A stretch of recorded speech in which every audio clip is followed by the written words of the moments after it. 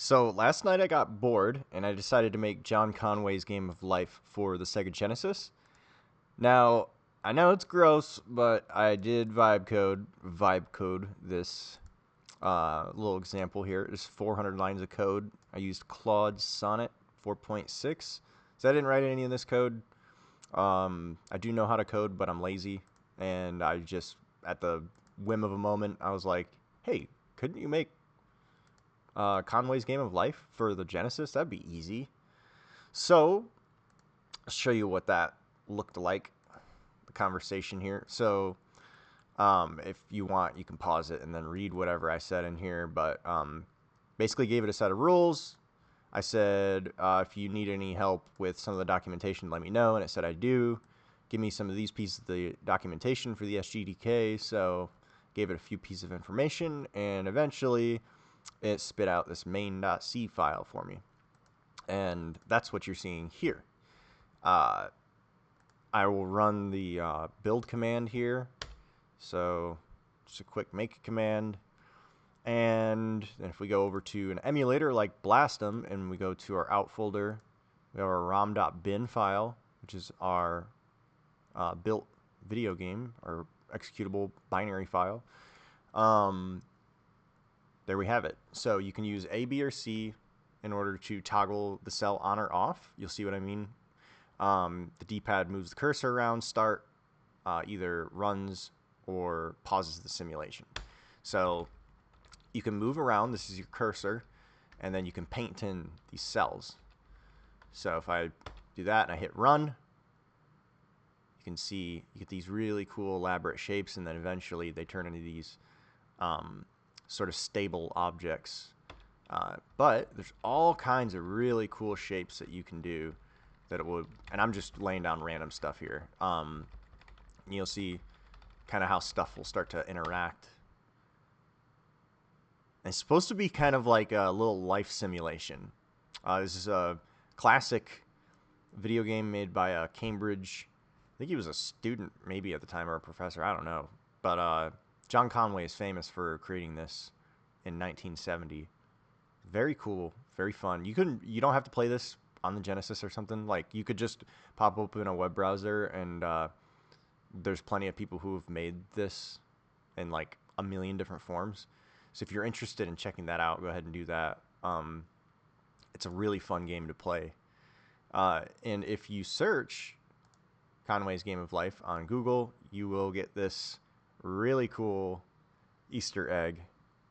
So if you've never seen that before, there you go. Just search Conway's Game of Life and it'll do this, and you get these really cool little guys right here. Like these guys are like flying around and stuff. These are different examples of some cool shapes to use. So like, for instance, let's see here.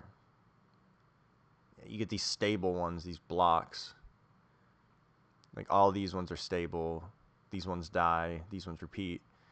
And so here, let me show you the rules so you can get an idea of how simple this actually really is.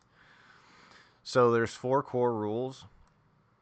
If it's underpopulated, any cell with fewer than 2 live neighbors, they die. They're in isolation. Survive. Any living cell with exactly 2 or 3 live neighbors lives on to the next generation. Overpopulation. Any cell with more than 3 live neighbors dies as if it was overcrowded. Reproduction. Any dead cell with exactly 3 live neighbors becomes, or it comes to life. So, like, for instance, any 3 live neighbors. So what do we got? Then this one would fill right here, right? So there you go. And then it becomes stable because it has exactly 2 or 3 live neighbors to live on. So it becomes stable. And this is a look into cellular automata if you're interested in the subject. These are automatons. See, there's these really cool things you can make. Like, look at this Gosper's glider gun. It generates gliders, and it's like relying on these two stable points, and then these two guys interacting with each other, they eventually create these gliders like infinitely. And they just keep going and keep going. But anyways, if you're interested in checking out the code, I did post it on the internet. My GitHub is Gogurt Prime. The repository is Conway Sega Genesis. So you can go here if you're interested in building it yourself. You can do that, or you could be lazy like me, and you can go to the releases page where I've already posted a rom.bin file for you. So you can go grab that and run that in the Genesis if you want to.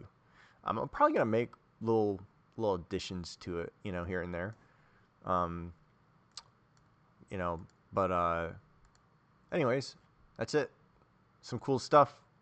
Go make some stuff. It's something that's really accessible, and especially if you're lazy, you could just tell an AI to do it if you really want to. If you give it a good set of rules and you know a little bit of what you're doing, you can go a long way. But anyways, that's enough. I'm not gonna get on the spiel about AI. But I hope you enjoyed it. Thanks for checking it out.